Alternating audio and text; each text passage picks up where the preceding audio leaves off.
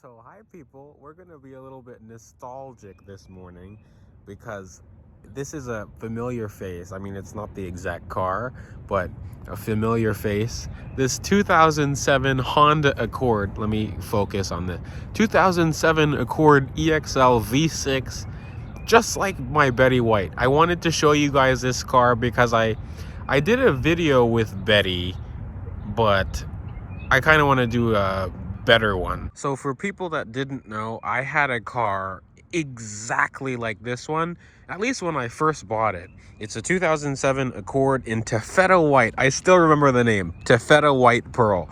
This one is almost just like mine, except mine came with the factory navigation.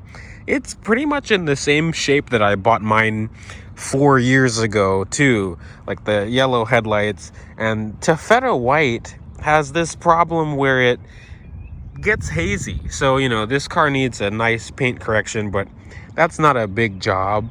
And, you know, it's a Honda, but really, it looks really good. I think we got this from an older couple yesterday. They just walked in and then traded in this car. It has 118,000 miles on it. It's in really good shape. It has the factory 17-inch wheels on it that the automatic V6 Accords had. The stock tire size is 215/50/17. I put 19s on my Accord. It's also funny because my car had the exact same pinstriping on it. I took that shit off because I didn't like it. But it's just, it's so weird seeing my car before it was my car. Like I said, this isn't the exact car. The exact car is still roaming around Bethesda somewhere. And I see her every once in a while, and I still get happy about it, but it's cool seeing these things stock. Yeah, since I'm in the back, there's two things I want to talk about. First is the trunk, but actually first is the badging. So the automatic V6 Accords have the black badge for the V6 badge. The manual V6 Accords have the red badge. So unless if someone didn't up badge their car, this is how you can tell between an auto and a manual. The paint on this car is in bad shape. I can tell it was outside. But, you know, the trunk is still big. It's kind of bigger than my S60, especially the width to get in it. So that's something I miss. This car is bigger inside than my S60. Over here you can see, let me zoom in, you can see how the taffeta white on this car isn't aging that great because it's peeling in some places. I painted my roof black. Since I'm outside, I might as well go under the hood. This one has the J30A5, which surprisingly, they did the timing belt and then they traded the car in because the timing belt was done at 105,000 miles and right now it's at 118. But, you know, the J30A5 3-liter V6, single overhead cam, 240 horsepower, 212 pound-feet of torque, 5-speed automatic in this case with front-wheel drive. 0 to 60 was like 7 seconds, which it wasn't bad, but I would get the 6-speed V6 Accord. That is the Accord to get. And these engines are really easy to work on. I learned how to work on cars from this car. It's so easy. I replaced the intake manifold, I replaced the intake, I did a bunch of stuff under the hood and inside of the car. Even the power steering, which when it was cold outside, I noticed, I was like, oh yeah, that's like how I'm driving a Honda again. But inside, I want you to listen to this nostalgic sequence of noises as I get in the car.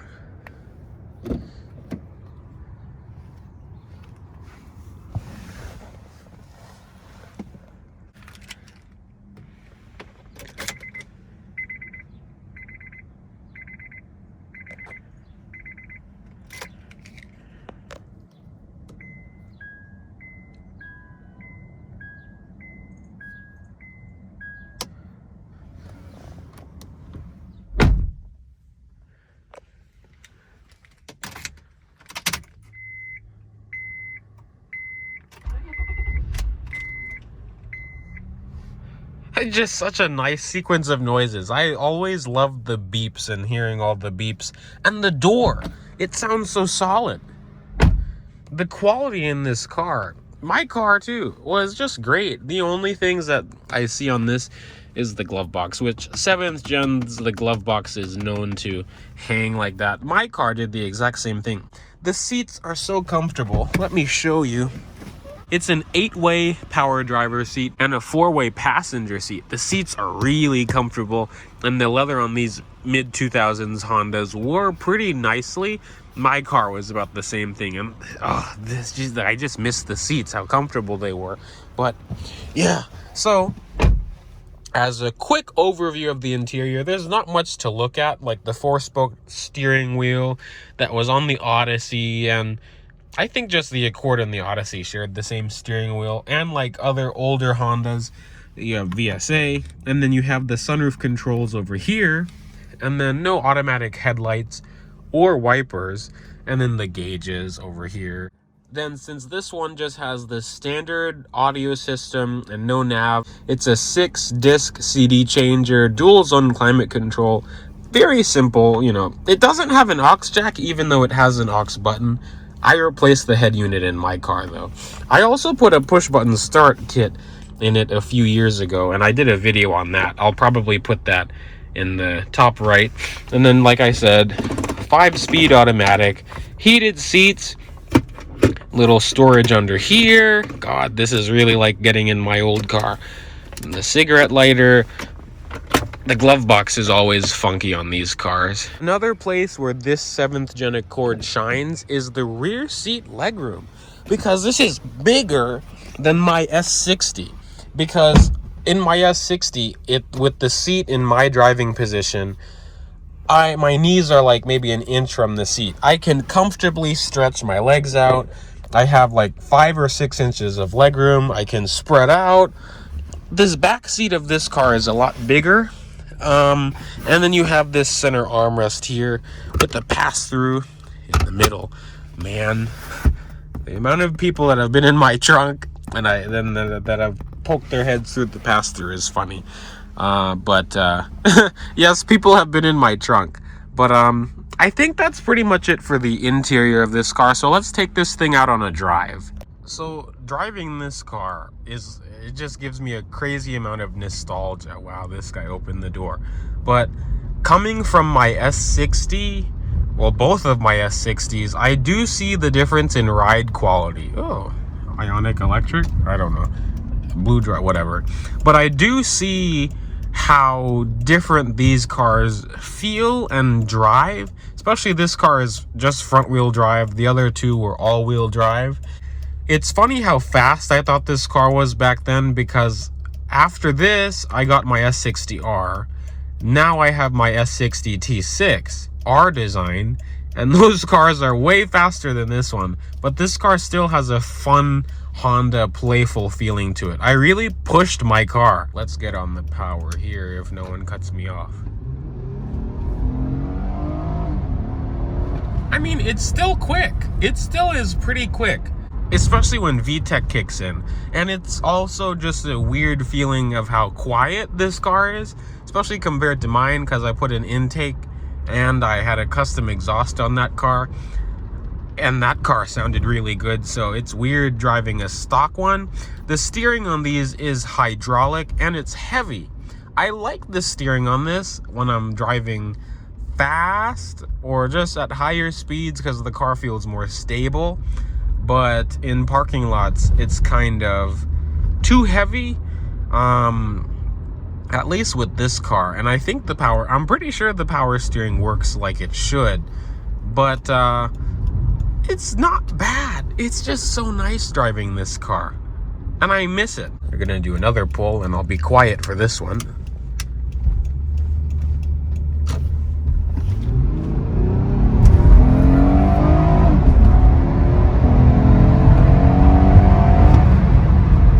It pulls hard. Like, it's still a strong engine. Absolutely great. I love this V6. Or just Honda V6s are just so good in general. We'll do another bit of a...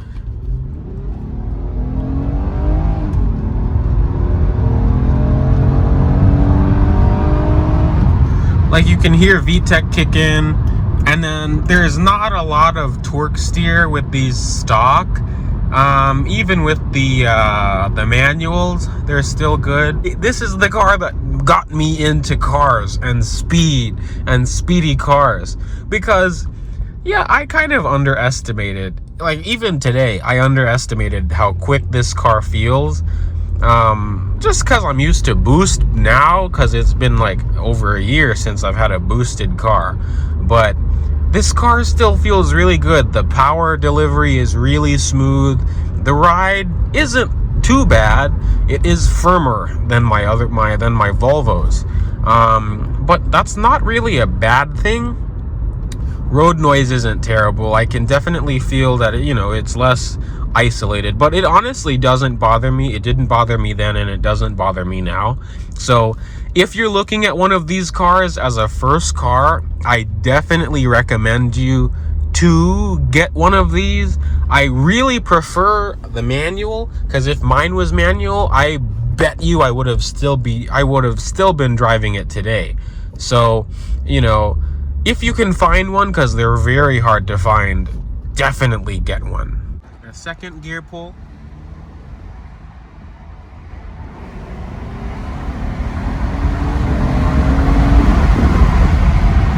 Just to close the video off, we can end with some nice, quiet driving footage. I usually have the GoPro, but since I'm at work, I'm just using my phone. But I will see you in the next video. I hope you guys watched to this point, but I also hope that you enjoyed it. And thank you for watching. I'll see you guys in the next one.